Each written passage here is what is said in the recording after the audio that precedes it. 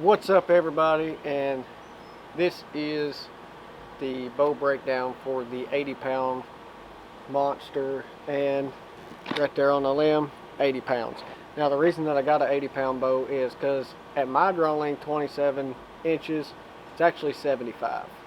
So it took a couple pounds off. I wanted to be around the 75-pound range, but I knew with my draw length with these universal mods that was going to take some poundage off of it, so I just went ahead and got 80.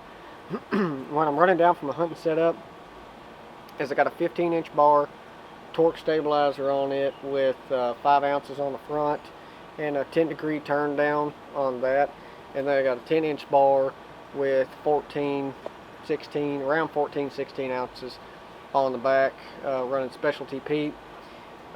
Hampski primer rest on it. I went with the primer because I wanted to test out the kind of cheaper end of the rest to see how good it was and everything else. I got a hybrid hunter on my tournament bow, so it works out pretty good, but for hunting I wanted to try this out. And for this, what I actually done for the whale tails, I took it off my hybrid hunter and put it on this primer instead of having the full metal with the fleece that the primer comes with. And you can actually convert that, get that from Hampski and convert your primer if you want to.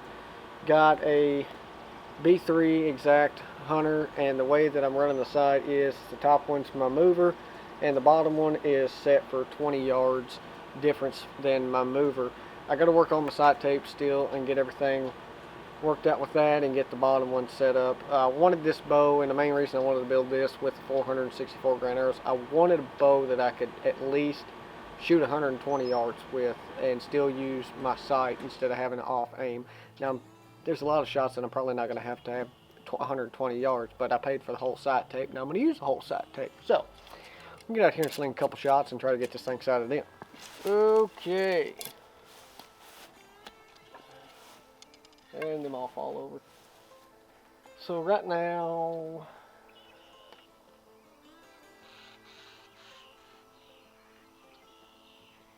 .42. So if I stick it on 22, then it should be good. Got a feeling I might end up having to move it down.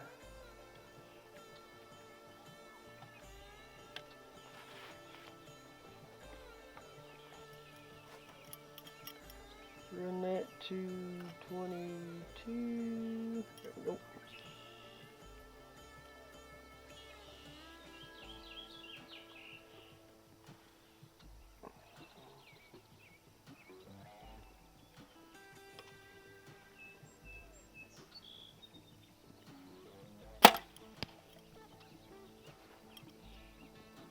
Well, that was low, and then the target fell over.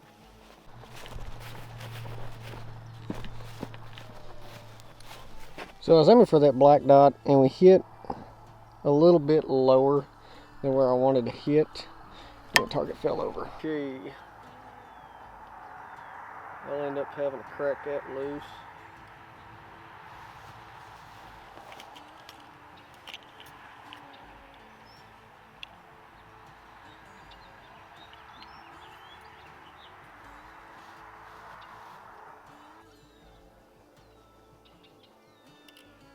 Okay.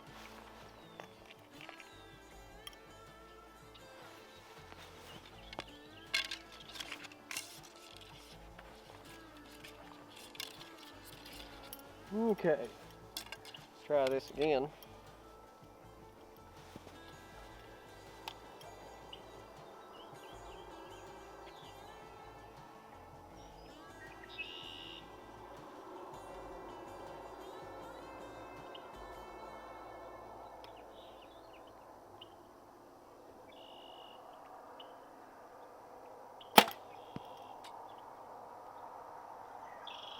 That looked good, but the target fell over again, so I'm going to have to fix that. We're actually going to switch over to the deer target since it's not falling over, and see how that does.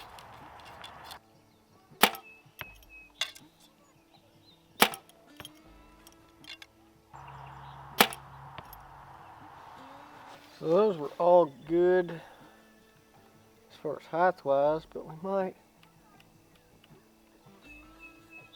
need to go just a little bit more in. Step her on back. Let's see how that works.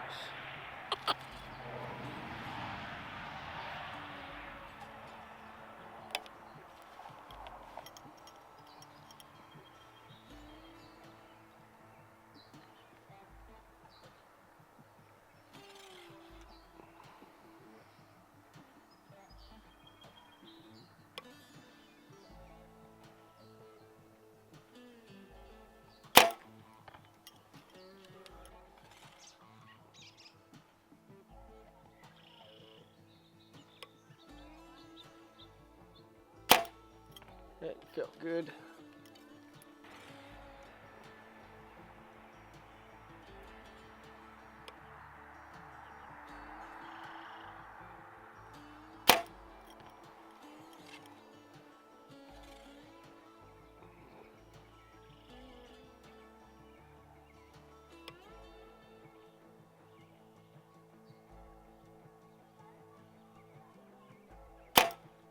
It did something funky too. They're not all as far right as I thought they was. They're all pretty good in the heart. Now this bow ain't shooting too awfully fast now. It's shooting good. I had a 373 grain arrow in there before, and it kind of broke the internet because it was shooting like 320 feet per second. Everybody was extremely upset that I shot a 373 grain arrow through it. But right now with 464, it's shooting about 280. In my opinion, this is completely opinionated, from my experience with the bows that I've had, usually 280 to 290 is the best that it shoots as far as feeling and tunability. That's where my bows like to tune at. So keep that in mind if y'all want to tune your bows or tune an arrow to your bow and get a setup.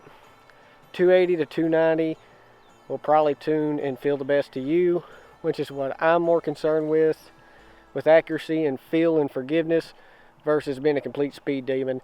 I got enough power, I hope, to be able to take it out to 120.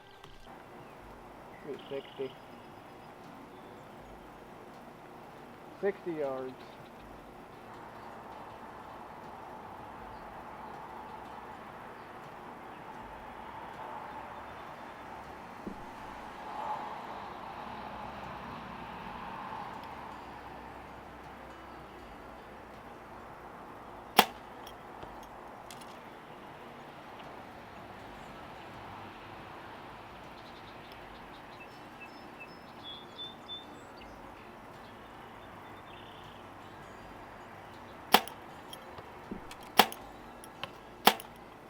Oh God, yeah, those all dropped extremely low. I'm gonna see if that was me holding low, or I'm gonna see if that was, again, that could be me still getting used to this setup, but we'll see.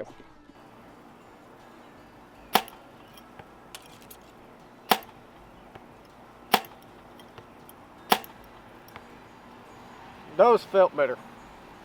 So it is shooting a little bit low. So it seems that the further out that I go, of course having drop, that guy keeps flying off to the right, so I gotta see what's up with him. But that one, all these there are close in together. So that looks like the further I go back, if I go to shoot it for 60 and have it on 40, then it's more like 58. So we'll go back to 80 and set it on 60 and see what that does. Stick that there for safety precautions. So the furthest I can actually get back without shooting through these trees right here and getting deflection is 68. So I'm gonna have to put the bag out there to get farther. Right here should be stepping on all my arrows. 80. Grab all them up.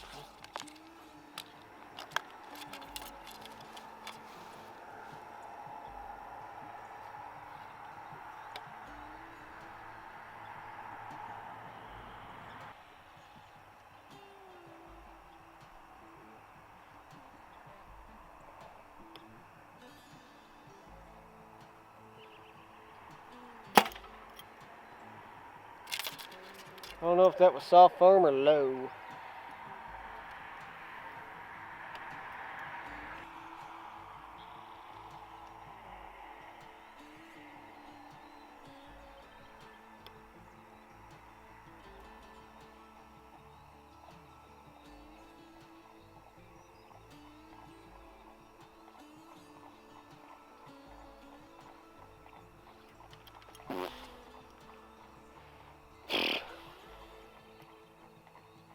I've been way too long.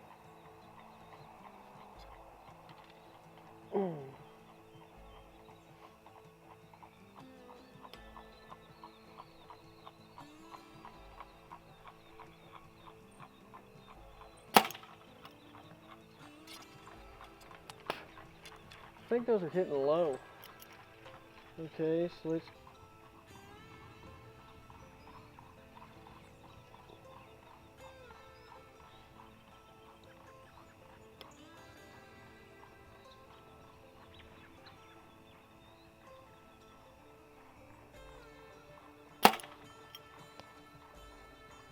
Maybe not.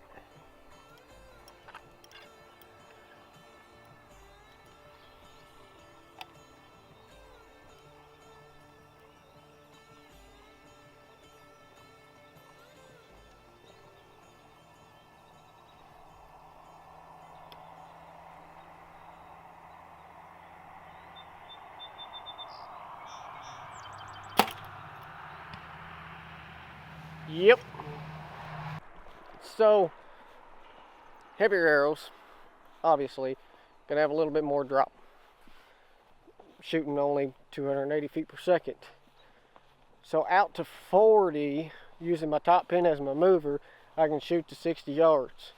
When you go to 50 and beyond, it's dropping about 2 to 3 yards the farther I go back. So with that, we should have at least 100 and out to 100 yards is dropping 5 yards off from the original 20. So I should have a 115 yard pin.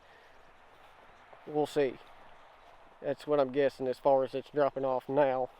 But those were hitting fairly low. Good God, yeah, they were dropping low. One's at the bottom of the target.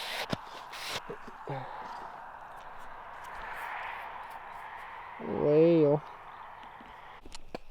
but that'll do it for today's video, guys. I gotta figure out what's up with that one wonky arrow, do a little bit more tuning, checking through the side tape, everything, and just getting used to it. But that'll do it for today, guys.